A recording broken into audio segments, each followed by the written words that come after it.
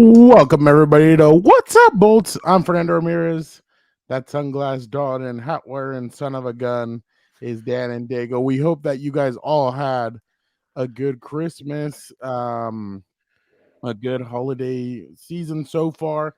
Obviously, we're not done yet. We still have New Year's, but thank you so much for joining us. Again, we know it's end of the season, woes with this team being at 5-10 and all that. But we appreciate you guys so much for joining us. Dan, how are you doing? I'm alive, Frau. Unlike this team's playoff hopes, I'm still alive. That's all I can be thankful for right now. Not the year anyone wanted, obviously, in the building. Frau being a journalist, he doesn't care. Me being a little bit trying to bring you a coach's perspective on the show, but still wanting the team to do good. It sucks. It is what it is. But through chaos comes opportunity, Frau. Just like, let me quote a great man, Harvey Dent. The night is darkest just before the dawn. That's all I got. Well, we'll get into a little bit of everything right now, but obviously the Chargers this weekend on New Year's Eve play the Denver Broncos. Dan, it seems like for the last couple of weeks they've been they played a backup quarterback in Aiden O'Connell. Well, he wasn't the backup going into the season. He was the backup going into the season. They made the switch to him, but now the Chargers again facing another backup quarterback. The Denver Broncos deciding that quarterback Russell Wilson will be benched the rest of the way, and that it is going to be the Jarrett Stidham show.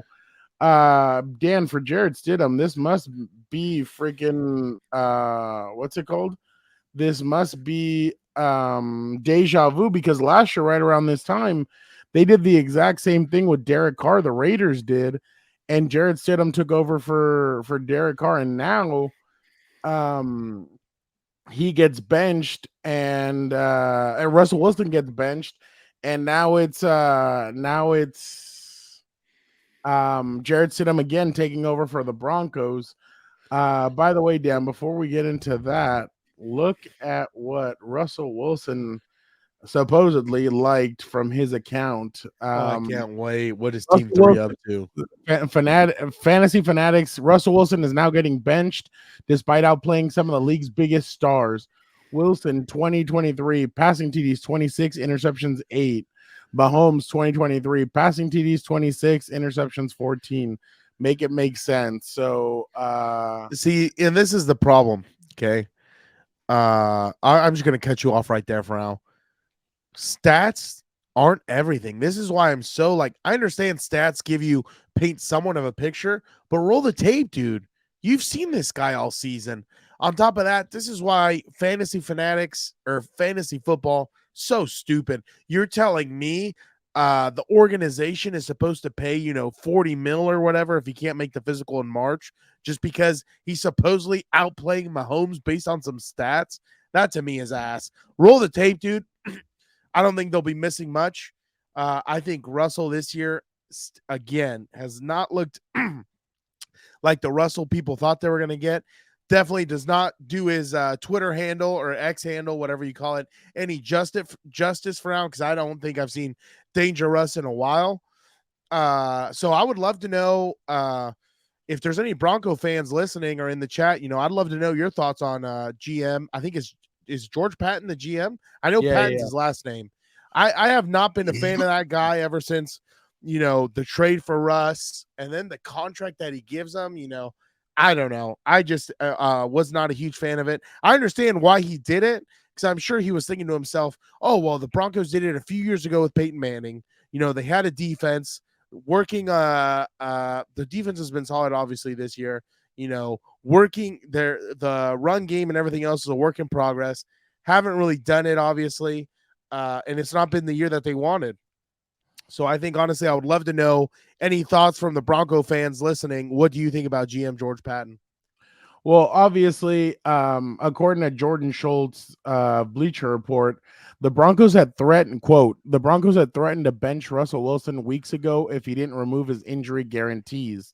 Wilson's benching by the Broncos today is solely financially related and has been in the works for weeks per multiple sources. The Broncos approached Wilson 2 days after the October 29 upset win over the Kansas City Chiefs and told him that he would be made inactive for the rest of the season if he did not adjust his contract and defer the injured guarantee trigger date that he has for 2025. Wilson has 37 million in injury guarantees for 2025 that will become guaranteed no matter what on the 5th day of the 2024 league year in March. At the time, Wilson was coming off the 3-touchdown win over the Chiefs, so they decided the threat shocked them, and the two sides got into a major dispute on how to proceed. But the issue remained, and it all came crashing down today when Sean Payton and other top-level members of Denver's organization decided to go ahead with the plan that they've had for weeks. And according to Diana Rossini from The Athletic, Russell Wilson will be cut in March when the new league year starts. And Frau, what? Whenever you're done, my bad. Whenever you're done. No, go ahead. I just wanted to say, there's certain people who hate saying they're right. I'm not one of those people for now.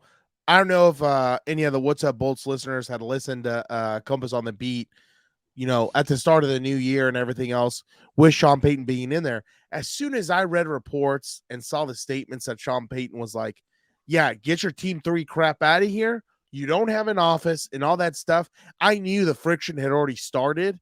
And I knew once again that, Sean Payton getting in there, I know he was not going to be saddled with Russell Wilson for the rest of, that contract. I knew he was going to try and find a way to unload him. And I think really this is getting to a breaking point right now because when you do these contracts, right, especially with older quarterbacks, and then you bring in a vet like Sean Payton, who he's what's it called? He probably revived Drew Brees' career and everything else. I'm sure Drew Brees was a lot more of a team player than Russell Wilson is. I would love to guarantee that, but I was never in those buildings. And you could tell this is what's playing out now. Russell Wilson was not his guy, especially him coming to Denver. A new head coach is going to want to pick his guy, especially someone as big of a contract as Russell Wilson. The quarterback position being as important as it is. And especially I'm sure Sean Payton was like, shoot, we're winning. Like, what are we doing? Yeah, I don't see. I knew this was going to be a problem, and I think now you're seeing it come to a head where he was inflexible about that contract thing. Because again, I've said it on regular COMPAS, like you have to be extremely committed to quarterbacks if you're going to give them a fourth of the salary cap or whatever it is.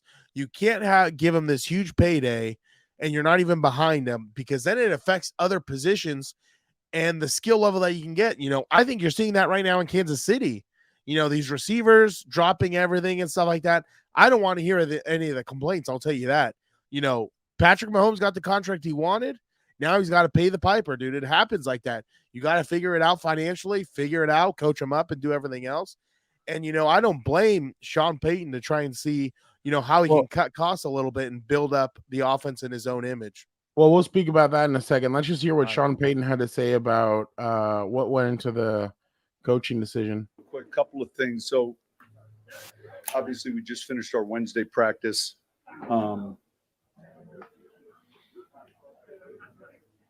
Most of you know we made a change at quarterback. And I understand all the speculation and everything that surrounds a move like that. And I can tell you, look, we're desperately trying to win. And sure, in our game today, there are economics and all those other things, but the number one push behind this, and it's a decision I'm making, is to, get a spark offensively. Obviously it's difficult, and all of us feel like, man, we didn't do well enough. But one of the things we saw when we signed Stidham in the off season was not only film from preseason games, but regular season games, And, he's a guy that, I'm anxious to see play. And if I didn't feel like he gave us the chance to win, we wouldn't be making that move. And so the irony is, obviously, is he was in a situation that many would say is very similar, and yet I would say it's somewhat different. But that's kind of where we're at with it. I spent time with Russ this morning, and he's been a pro and obviously disappointed, but all the work that goes into doing what he does or doing what they do at that position, it's difficult, and it's difficult and challenging. And there's a part of you, certainly myself as a head coach, that feels like, man, I needed to be better because now he may need to play this weekend, next weekend, but and then regards to the future, that we haven't had a sit down, and I'm sure we will. Greg and I and George, we speak frequently, but this is about now. This is about trying to get our 8th win, and we'll go from there. So any questions? Honestly, I'm sorry, but who the hell's gonna believe any of that stuff? Like, I would love to have been in that meeting. I'll tell you that. I know, but and obviously, guys, I mean, it's a lull of the end of the season, but I mean, we have to talk about this. Like, this is crazy. Like, yeah, for you to bench Russell Wilson for Jarrett Stidham and go up there and say, oh, it gives us the best chance to win. Like, Dan and I may like crap on Russell Wilson, but there's no way Jarrett Stidham gives you a better chance to win, especially when, no offense, you have the Chargers coming in, who the Chargers, in a sense, like, I'm not going to use the T word, but they're trying to stay in their draft position and all that, like, especially because they're fighting for a playoff spot. Essentially, there's the only one game out, so like, I don't understand why. Like, I can tell you this. The last straw was losing the like, when you lose to the Patriots, like, get the hell out of here. Like, I'm sure Pittsburgh felt like, remember with Pittsburgh, all the fans were calling for Mike Tomlin to be fired after they lost to the Patriots. Yep. And now I'm sure these guys feel the same heat because they lost in their hometown to the Patriots. Like at home, came in there and they put it on them, and I was very surprised to see that. Yeah. But I don't know. Like, you can't tell me that wasn't motivated by money. Like, it has to be. It has to be. No, it 100% is. But like, so funny to see, and look at all the hard pauses he had. Like, yeah. He's like, you see how quick he brushed over it too. He's like, well, I know the economics and da da da. Yeah. I love how he I don't have to be a doctor in econ to understand what the hell's going on here. But we don't know what it is. In my humble opinion, again, I would tell anyone who disagrees with me about Russell Wilson, roll the tape. Does not look confident in the pocket, and we could blame offensive line, play calling, whatever you want. Totally get it. But, he does not. But, I mean, he had the same stuff in Seattle at one point, and he looked a lot better in Seattle than he has since he joined the Broncos. Like, by the way. So, according to Albert Breer, Hilberto's teammate, shout out. Presuming Russell Wilson is cut, his deal will have cost the Broncos $124 million for 2 seasons. Yeah. When he's already under contract for those years at the time of the trade for $51 million, which now that means a $73 million raise. Add to that all the picks that went to Seattle and ... Yikes. They lost the trade. Yeah. That's what I'm saying. I thought when the trade went down, I was like, Seattle just took Patton to the shed and beat the hell out of him. Like, and this is, again, why I'd like to know, Bronco fans, what you think about him. I'd love to get your perspective. Just get in the chat. One thing I will say, and this is my opinion as to why he's okay. Geno Smith tweeted out free 3. Yeah, free him back to Seattle. Who gives a shit? I wouldn't care either. Yeah, right. Pete Carroll's not taking him back in Seattle. No, obviously, no. Who's let's see. I'm predicting Russ to the Steelers. I could see that. Geno playing a dangerous game. He might get benched for Russ again. That's hilarious. Yeah, the Steelers, I could maybe see something cheap, maybe. But this is my opinion. okay, as to what went into this benching. Sean Payton, 100%. I think the Broncos are a year ahead of schedule. I didn't think they I for sure, I knew they'd be better. I didn't think they'd be, this good, essentially fighting for a wild card spot, almost getting, 8 wins and all that stuff. I think they're at 7-8 right. No, 8-9. No, they're at 7-8 right now, or what are they? Let me check for you. Okay. Well, they're close. They're close to 500. I think they're ahead of schedule.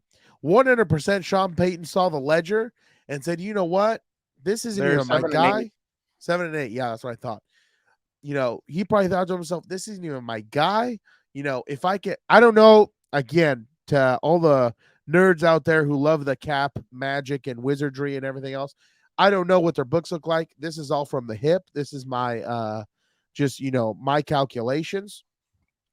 I don't know if there's going to be, dead cap space or whatever that they usually take hits on when they do these things. I don't know if they can cut him for free, but 100% he's thinking to himself, you know what? If I can get this guy and save the money for him personally, then I can put it to other positions I want to invest in, build this offense in my own image, because again, you never know. Maybe they try and trade up in the draft. Maybe they go sign a free agent, trade for a quarterback. Who knows, dude? Who knows what could happen? So I 100% understand what Sean Payton's doing. He's trying to rebuild the whole thing. Because remember, Russell Wilson got there before him. That was a Nathaniel Hackett regime type of trade or whatever it was. And now that he's there, most likely there's probably clashes in the building. And he's like, this guy is not going to be the leader of my team in the future. Because I'll tell you one thing, I wouldn't be too happy as a head coach in the National Football League, having a teammate or a player tweet out or said in an interview, I don't remember what, I've been, while everyone was asleep on the plane over to London, I was training in the whatever. I was training in the aisleway and doing all this stuff, throwing his teammates on the bus. That's had to have rubbed some people the wrong way. And I think you've seen it sometimes on the Denver sideline when I think it's been, I don't remember if it was this year or last year, but people just straight up screaming at his ass. Like last year, I think it was last year was a lineman. This year, Sean Payton did it. Last year, Melvin Gordon and one of those looked at him weird. Like, that's another thing. Yeah, so I think it's run its course.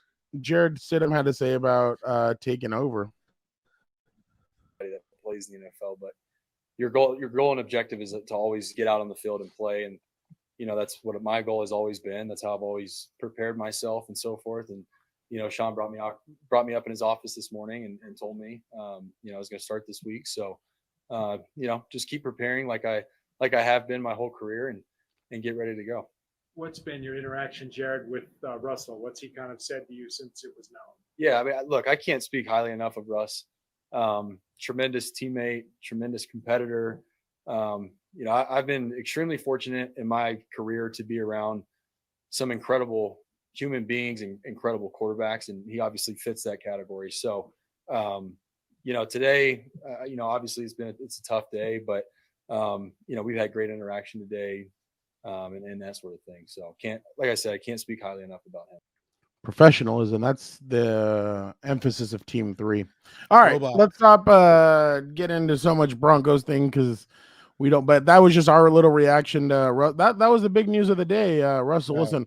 Unless there's something else you guys want us to get into that was out there, but I don't think there's a lot. So let's go real quick. Let's hear what Giff Smith. Oh, damn, that's so weird. Let's hear what Giff Smith had to say today, a little bit from his press conference today, and hear what his thoughts are. Yeah, he reported Sunday after the game with some symptoms, and so he's in the concussion protocol right now. He's talking about wide receiver Joshua Palmer.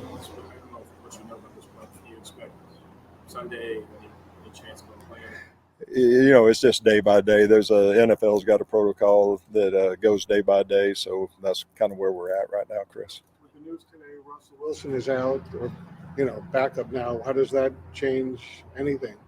Well, I mean, their strength is their offensive line and running game. So, but obviously Russell's a great player.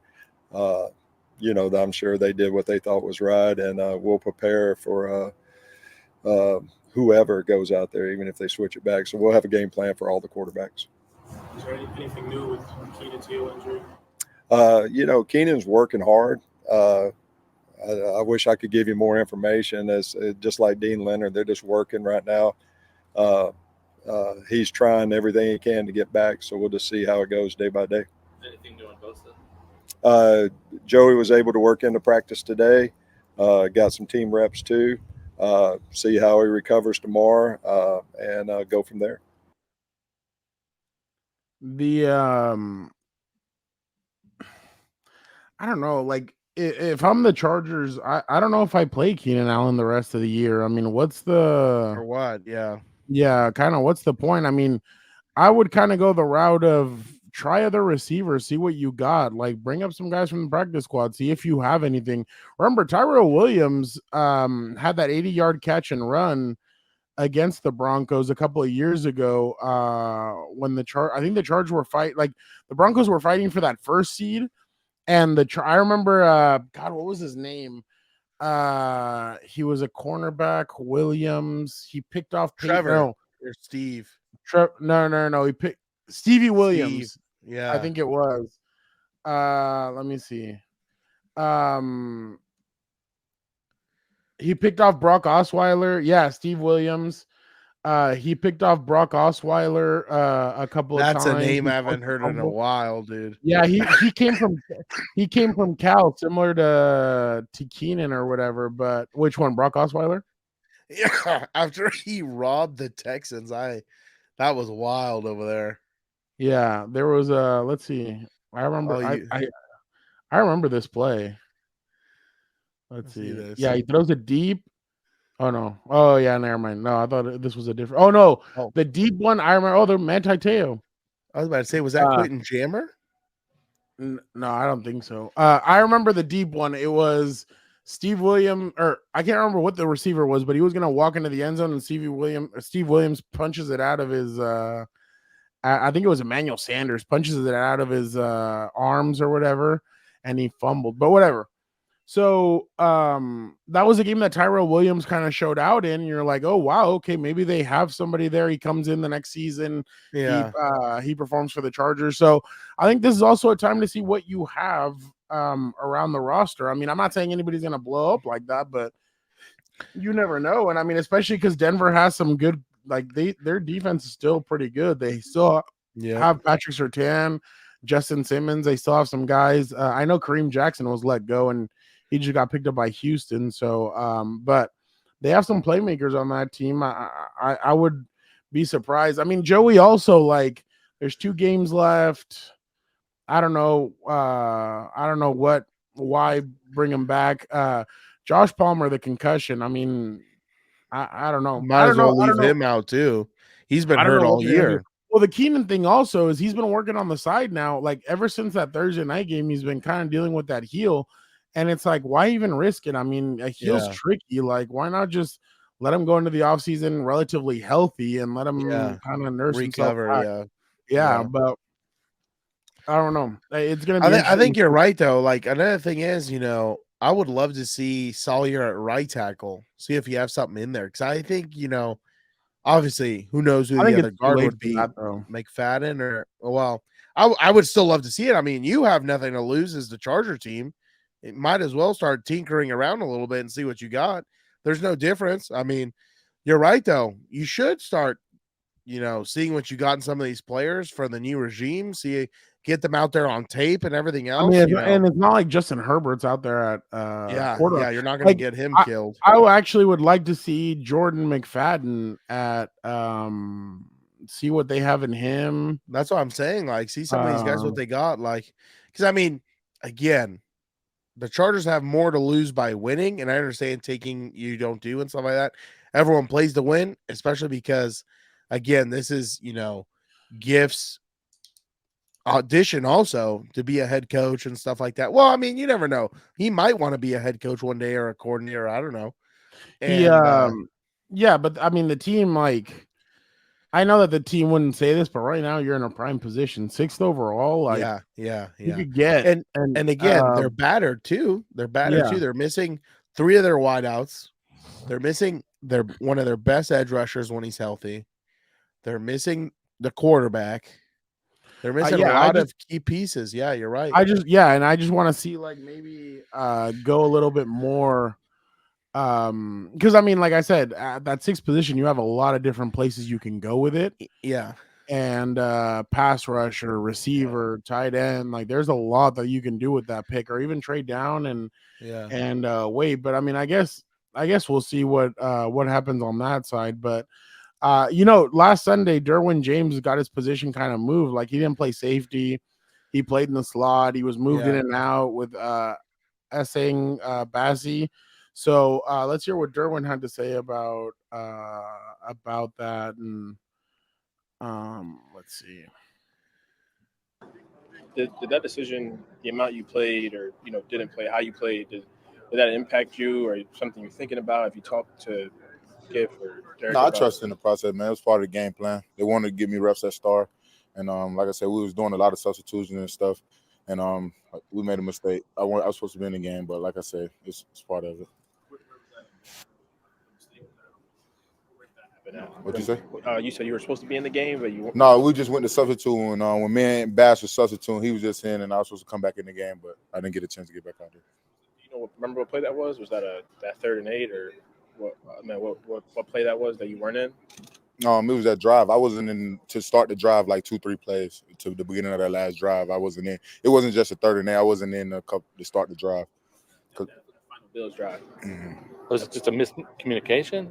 What'd you say? Just a miscommunication between you and no, just part of the game plan. We had they wanted to play me at star, and I've been getting a lot of routes deep and stuff, and like I said, we was rotating, getting a lot of guys in, and that was part of the game plan. Do you imagine that we'll keep going like that the rest of the way? Probably not for sure. Not sure, but probably not. I'm not trying to harp on it, but on the first drive you were supposed to be in, but it was just a miss. You say first drive? I'm off that last drive. You were supposed to be in at the beginning of that drive, but I was a starter star coming into the game. Like I say, I was starting star coming into the game. That was the package to get me closest to the line, to play in the game. And like I said, that final drive, I wasn't in to start the last drive. And like I said, I'm not gonna lie. I like them moving him closer to the line of scrimmage. I would just love to see him what he could do, kind of as a more inside linebacker type, like Derwin's size, like his strength and everything else. His intelligence. Yeah, exactly. And everything else. I think he would be nasty in there. I would hope so. Because, he's not afraid to get physical with these linemen or anything else. I would love to see what he has in there more than anything because, again, not a huge Kenneth Murray experiment guy. I know they try and hype him up because he has the most tackles. I think it's dumb, though, that people want him traded and they're like, oh, well, he's not worth the money. You don't know that. Like, it was this year was like his. Like if you're talking about a bad year, and that's just because of the analytic nerds and all that stuff. But yeah, I mean, he kind of had an off year, but sometimes you have an off year. Like I would not. Yeah, he's still young. Yeah. I would wait to see. He's like 28, right? Or 27? 27, 26, 27, something like that. Like I would not. A new coach him. is going to come in here, a new defensive system. How do you know he's not going to thrive in that defensive system? Like, I would just wait, especially with the financial decisions that they have. With the big four players, there's no way I'm getting rid of a Derwin James, especially because I still think he can. He's going to play at a high level. You don't know if he's hit his prime yet. Like he hasn't hit his prime yet. Like he's still not there yet, and I think he's going to get better. I'm sure he'll be fine, but it's just ridiculous to me. We're going to give the people what they want. Everybody is asking about Uncle Joe Reedy and his latest shout out gem. Who is that? Oh, I know who that guy is. That's Jimothy. Let me know if you know that reference. Such a one-track mind. That's the way we've gone about things. It's literally whatever day we're in, looking to get the most out of it, dominate the day. Then we'll go to sleep tonight and wake up tomorrow and see if we can't dominate that day.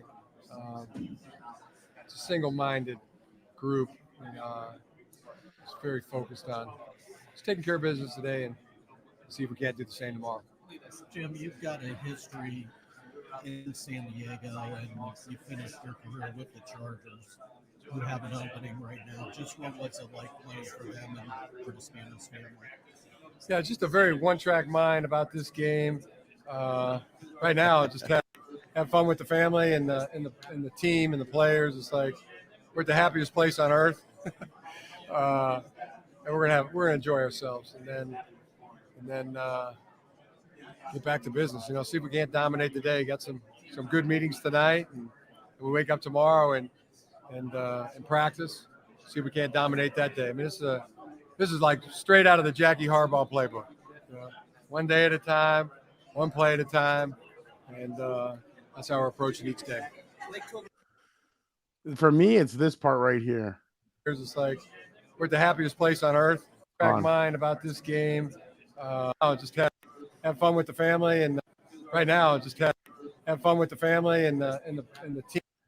That part right, like you notice a little, like when he's asked about it, he kind of does have an interesting, very one-track mind about right now. Just what's it like playing for them and for the Spanish family? Yeah, just a very one-track. That was pretty. I thought that was pretty funny. Just him ignoring it, tells you everything you need to know. Because Uncle Joe didn't ask him, "Are you interested in the opening? What do you think about the opening?" Nothing about it. He just said, "Tell us what it's like to play for the Spano family and stuff like that." If I heard him right. Well, no, he did say that they have a job opening, but he did say, "What is it like to play for the Spanos?" Exactly. But he the referenced the opening, like I said, yeah. But he didn't ask about it. So him ignoring it is pretty interesting because he's like, nope. Because again, it's smart from his point of view for multiple reasons because he holds all the leverage. Well, for the most part, unless there's a suspension and all that stuff in the NCAA.